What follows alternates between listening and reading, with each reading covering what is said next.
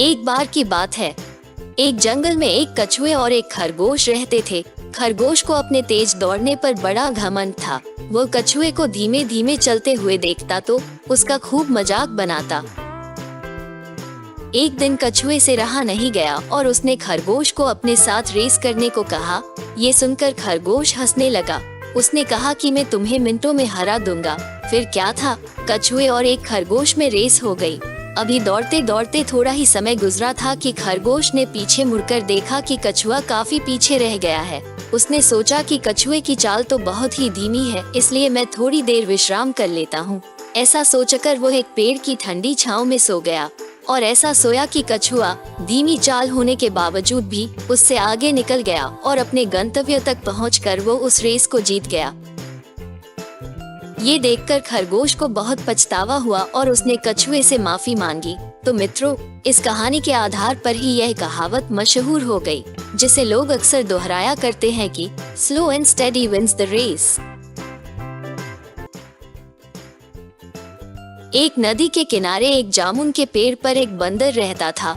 उसी नदी में एक मगरमच्छ भी रहता था। बंदर रोज उसे स्वादिष्ट जामुन खाने को देता था, जिसके कारण उसकी मित्रता उस नदी में रहने वाले मगरमच्छ के साथ हो गई। दिन बीते, एक दिन उस मगरमच्छ को बंदर ने बहुत सारे जामुन दिए, जिन्हें वो पत्नी के लिए लेकर आया और उसको खिलाए। स्वादिष्ट जामुन खाने के बाद उसकी पत्नी ने सोचा कि रोजाना ऐसे मीठे फल खाने वाले का दिल भी खूब मीठा होगा। इसके बाद उसने अपने पति से उस बंदर का दिल लाने की जिद की। पत्नी के हाथों मजबूर हुआ मगरमच्छ बंदर को उसके पास लाने को राजी हो गया। वो वापस बंदर के पास गया और एक कुटिल चाल चली। उसने बंदर से कहा कि उसकी भाभी को तुम्हारे दिए जामुन बहुत पसंद आए हैं और वो उससे मिलना चाहती है, इसलिए तुम मेरी पीठ पर बैठ जाओ, जिससे मैं तुम्हें सुरक्षित अपने घर ले जा सकूं। बंदर भी अपने मित्र की बात का भरोसा कर पेड़ से नदी में कूदा और उसकी पीठ पर सवार हो गया। लेकिन जैसे ही वे नदी के बीचों बीच पहुँचे तो मगरमच्छ ने सोचा कि अब बंदर को सही बात बताने में कोई हानि नहीं होगी, क्योंकि बीच पानी में ये भाग भी नहीं पाएगा। और उसने भेद खोल दिया कि उसकी पत्नी उसका दिल खाना चाहती है। बंदर को ये सब सुनकर धक्का लगा कि उसके मित्र ने उसके साथ धोखा किया है, लेकिन उसने अपना धैर्य नहीं खोया और तपाक से बोला, ओह भाई, तुमने यह बात मुझे पहले क्यों नहीं बताई? क्योंकि मैंने तो अपना दिल जामुन के पेड़ की खोखल में संभाल कर रखा है। अब जल्दी से मुझे वापसंदी के किनारे ले चलो, ताकि मैं अपना दिल लाकर अपनी भाभी को उपहार में देकर उसे खुश कर सकूं।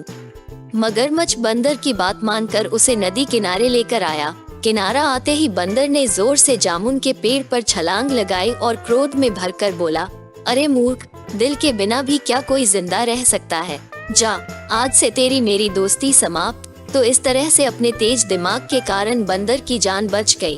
तो मित्रों, बचपन में पढ़ी यह कहानी आज भी मुसीबत के क्षणों में धैर्य रखने की प्रेरणा देती है, ताकि हम कठिन समय का डटकर मुकाबला कर सके और दूसरा, मित्रों की मित्रता का सदैव सम्मान करें।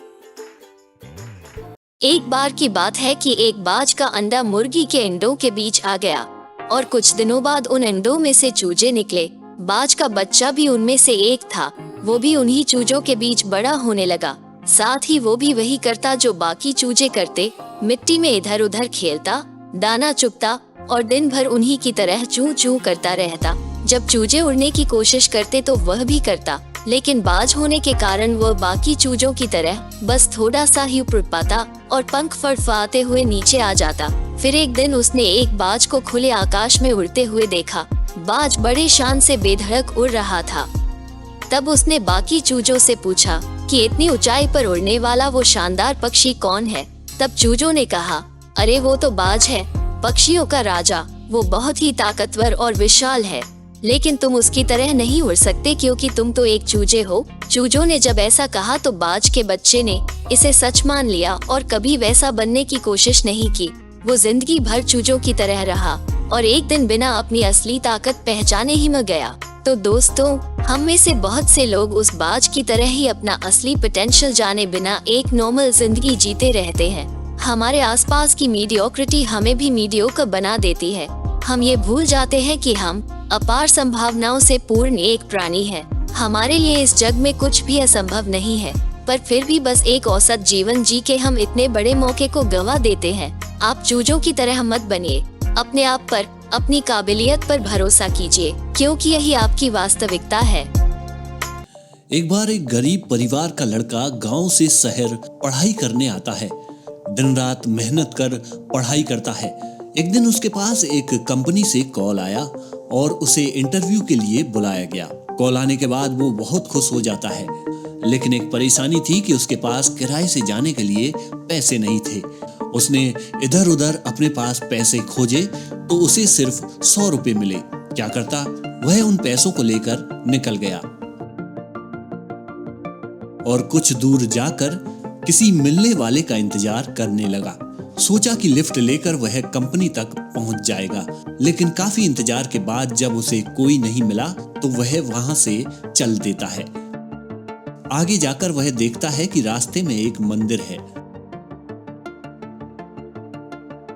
मंदिर देखकर वह भगवान से प्रार्थना करता है कि वह उसकी हेल्प करें और कोई रास्ता सुझाएं। प्रार्थना के बाद जैसे ही वह आगे बढ़ता है तो देखता है कि सामने एक फकीर बैठा है और उसके कटोरे में बहुत सारे पैसे रखे हुए हैं। यह देखकर वह वापस मुड़ता है और भगवान से कहता है कि वाह भगवान, जिसे जरूरत है उसको आप देते नहीं और जिसको जरूरत नहीं है उसे भर भर के देते हो। ऐसा सुनकर फकीर बोले कि बेटा, ऐसी क्या बात है? अगर तुमको कोई परेशानी है तो मुझे बताओ, मैं तुम्हारी मदद करूंगा। ऐसा सुनकर लड़का बोला, रहने दो बाबा, आप तो खुद ही मांग रहे हो तो आप मेरी क्या मदद करोगे? फकीर बोला, ऐसा नहीं है। इस मंदिर में जो आता है वह मुझे पैसा देकर जाता है। वो ऐसा इसलिए करते हैं कि उनको पुण्य कमाना है। तुम मुझे अपनी परेशानी बताओ, मुझसे जो बनेगा मैं तुम्हारी मदद के लिए करूंगा। लड़का कहता है कि मुझे एक इंटरव्यू के लिए जाना है और मुझे 400 रुपए चाहिए, लेकिन मेरे पास पैसे नहीं हैं। फकीर कहता है कि बस इतनी सी बात, मुझसे पैसे ले जाओ, मुझे ज्यादा नहीं चाहिए। मैं सिर्फ एक समय का भोजन करता हूँ, बीमार हूँ, इसलिए कुछ दवाइयाँ चाहिए होती हैं, कम खर्चे हैं। शाम को बचा हुआ पैसा मैं भी मंदिर की दान पेटी में डाल देता हूँ। ऐसा सुनकर लड़का फकीर की बातों पर भरोसा करके उनसे पैसे ले लेता है और फकीर से कहता है कि बाबा, जब मेरे पास पैसे आएंगे तो मैं आपके पैसे लौटाने जरूर आऊंगा। लड़के ने भी कंपनी जाकर इंटरव्यू दिया और उसका सिलेक्शन हो जाता है। शाम को लड़का खुशी खुशी वापस अपने घर की ओर निकल पड़ता है। रास्ते में वो सोचता जा रहा था कि ये नौकरी उसे उस फकीर बाबा की वजह से मिली है और वो जाते जाते उनका धन्यवाद जरूर करेगा। लेकिन जैसे ही वो फकीर के पास पहुंचता है तो वो देखता है कि वहां काफी भीड़ इकट्ठा हो रही है। जब वह लोगों से पूछता है कि यहाँ किस बात की भीड़ है तो किसी ने बताया कि यहाँ एक फकीर की मौत हो गई है। ऐसा सुनकर जब वह भीड़ को हटाकर आगे आया तो वो देखता है कि वही फकीर जिसने उसकी मदद की थी उसकी मौत हो चुकी है। एक व्यक्ति भीड़ से कहता है कि ये तो दवाइयों से चल रहे थे, शायद आज उनके पास पैसे नहीं होंगे, इसलिए आज उन्होंने दवाई भी नहीं ली होगी, इसी कारण ऐसा हुआ होगा। ऐसा सुनकर लड़का रोने लगता है। वह भगवान से कहता है कि हे भगवान, एक इंसान किसी की जिंदगी बनाने के लिए अपनी जिंदगी देकर चला गया। वह रोते जा रहा था, तभी भीड़ से एक और आवाज आती है कि ये तो भिखारी था, अच्छा हुआ मर गया, वैसे भी कोई काम का नहीं था। इस कहानी से हमें 2 सीखें मिलती हैं। पहली सीख है कि हमेशा दूसरों पर विश्वास करो, क्योंकि जब हम मदद करेंगे तो एक दूसरे की मदद से हम आगे बढ़ पाएंगे। और दूसरी बात, भरोसा रखो, जब आपको लगता है कि लाइफ में कुछ सही नहीं हो सकता, तब कहीं ना कहीं आपको मदद जरूर मिलेगी। ऊपर वाला आपको भी नहीं मालूम कि आपको कब किसी का ऊपर वाला बनाकर भेज दे। इसलिए मदद करो और इस बात पर यकीन रखो कि आपकी जिंदगी में भी कोई ना कोई ऊपर वाला बनकर जरूर आएगा।